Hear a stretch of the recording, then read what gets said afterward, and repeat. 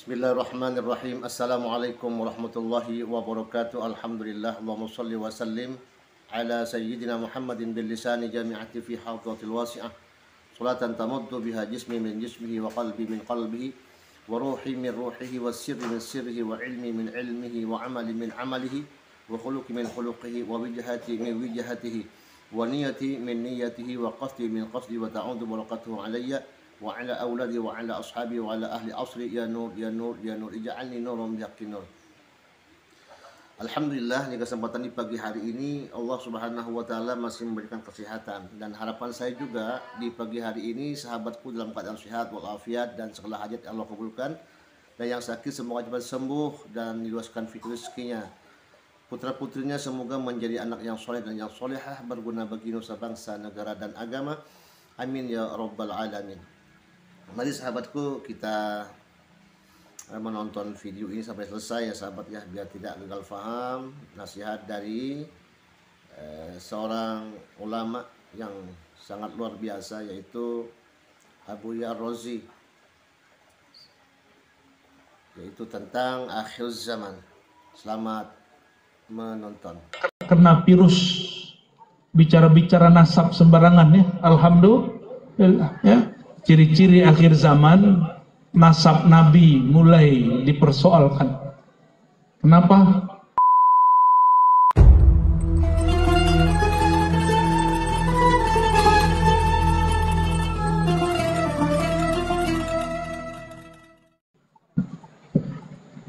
Bapak Ibu saudara-saudariku bukan Allah, apa doa Nabi Ibrahim? Rabbi. Dipanggil dulu, ini teknik berdoa. Panggil dulu namanya. Saya kalau ada hajat kepada Pak Gubernur, Pak Bupati, mungkinkah saya panggil? Oi, kira-kira Pak Bupati, Pak Gubernur nyahut nggak? Oi, gitu. Paling juga dicuekin, dipanggil nama aja nggak terima. Misalnya Pak Gubernur, sor, gitu. Pasti nggak terima. Wah, ini orang kurang ngajar ini ya. Maunya dipanggil dengan nama yang indah, nama yang pantas. Pak Haji Ansor, senang itu langsung nurut. Apalagi pakai lafaz Pak Gubernur, lu langsung berdiri itu. Pak Gubernur yang suka sholawat, wah, langsung proposalnya jebol itu. Walaupun cuma 50.000. Sifat ini suka dipanggil dengan nama yang baik, nama yang bagus. Itu adalah imitasi, bayang-bayang dari sang punya sifat sejati. Walillahil asmaul husna, yang punya nama indah itu Allah. Karena kita ini adalah ciptaannya Allah, kita ini perbuatannya Allah, kita ini juga tajalli sifatnya Allah. Maka kita kadang-kadang meniru beberapa sifat-sifat dia. Ibu-ibu senangnya dipanggil cantik apa jelek? Walaupun sudah mulai keriput. Betul gak? Halo cantik. Gak pede juga dipanggil cantik.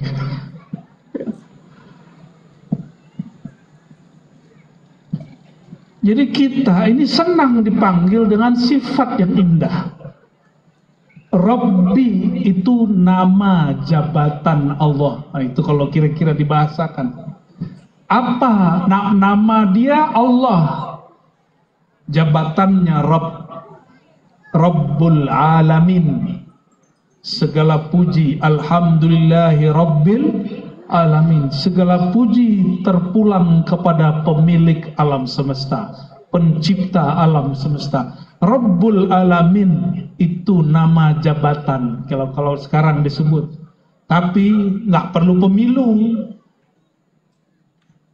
Kalau jadi Pak Gubernur, Pak Bupati mesti pemilu dulu, dipilih oleh rakyat. Kalau orang dari Pulau Karimun ini tidak menyembah Allah, Allah berhenti nggak jadi Tuhan? Bener. Allah perlu nggak sholat kita? Seandainya orang Karimun tidak ada yang haji umroh, kira-kira Allah jadi miskin nggak? Bener. Terus kenapa kalau beramal baru sedikit sudah merasa penting. Sudah ngomong begini, ya Allah, saya sudah doa sekian tahun kok nggak dijawab-jawab. Itu sok penting namanya.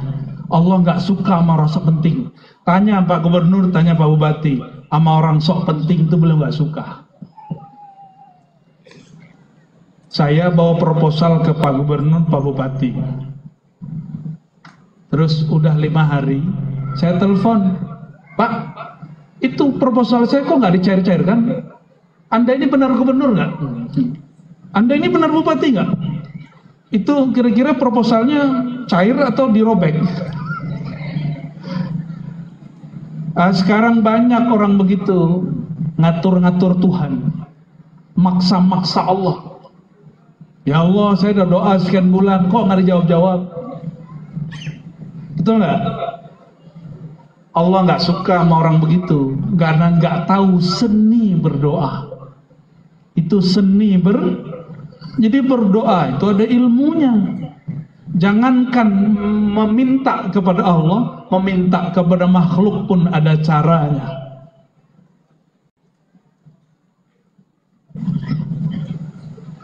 Kami itu satu perang tidak ada lagi hamba yang akan menyembah Engkau di muka bumi. Itu perkataan siapa? Nabi Muhammad sallallahu alaihi wasallam. Maka Allah kemudian menangkan Nabi Muhammad sallallahu alaihi wasallam. Jadi jangan ngancam-ngancam Allah ya. Kalau anakku berhasil, aku puasa. Nah, itu namanya ngancam dengan nazar. Tahu nazar? Tahu nggak Bapak Ibu, saudara-saudariku, nazar tidak pernah merubah takdir. Dan kebanyakan nazar muncul dari orang yang pelit. Kalau saya sukses, saya bagi-bagi duit untuk fakir miskin. Kalau nggak sukses, nggak bagi. Bakhil. Kalau orang Melayu Karimun sebut orang bakhil apa? Apa? Kokek. Tokek. Satu-satu Ibu apa? Aduh, ribet sekali. Rokek. Jelek kali. Ada istilah yang lebih buruk lagi gak? Puas.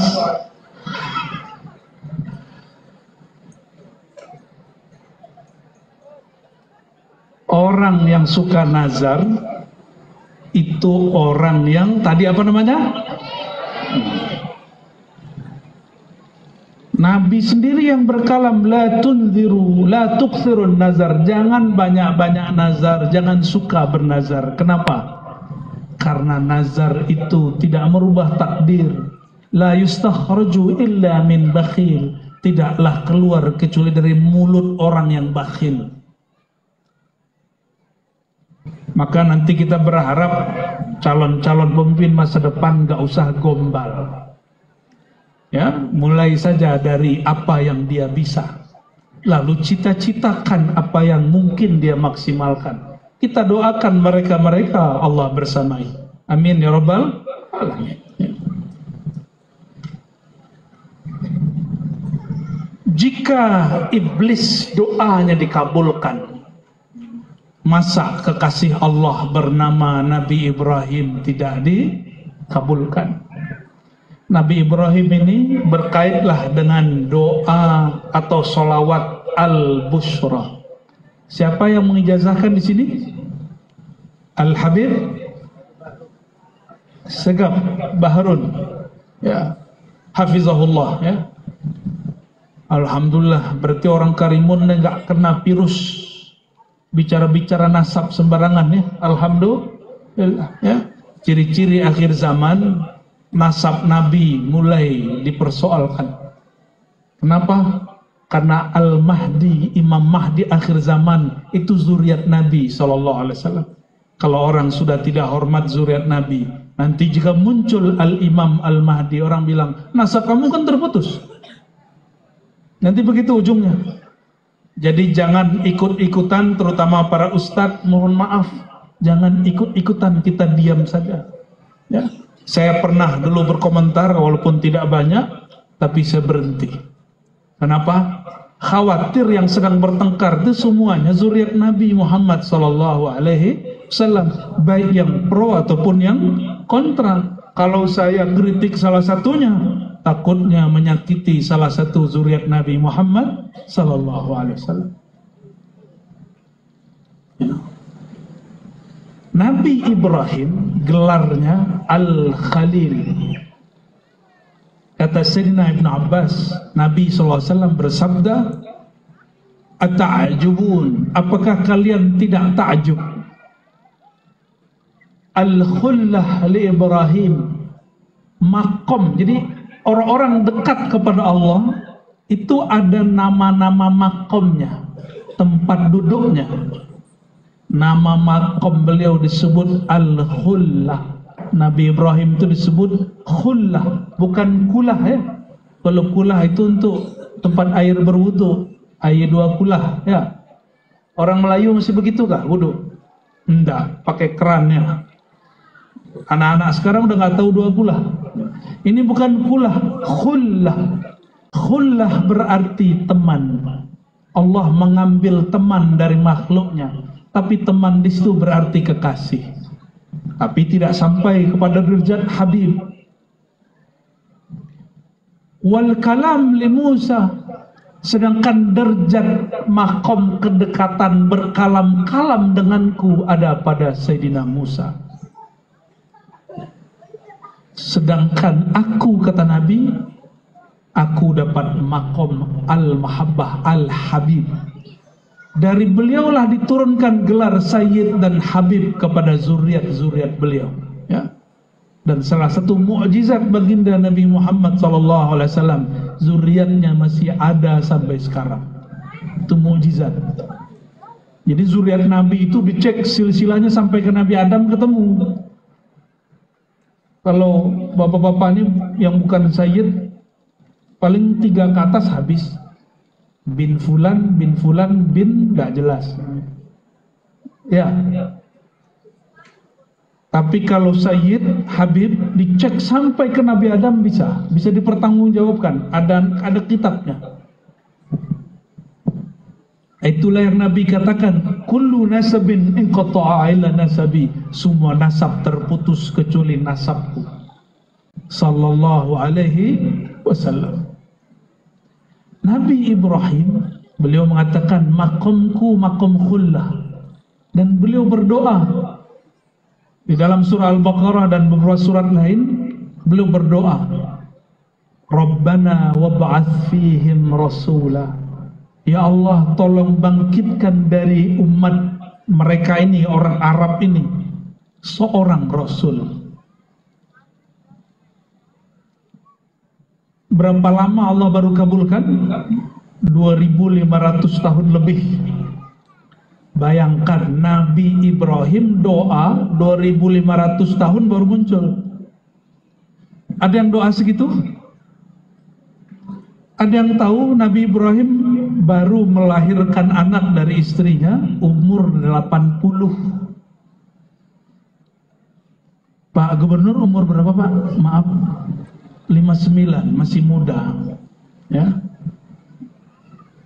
masih muda, tapi lebih muda saya.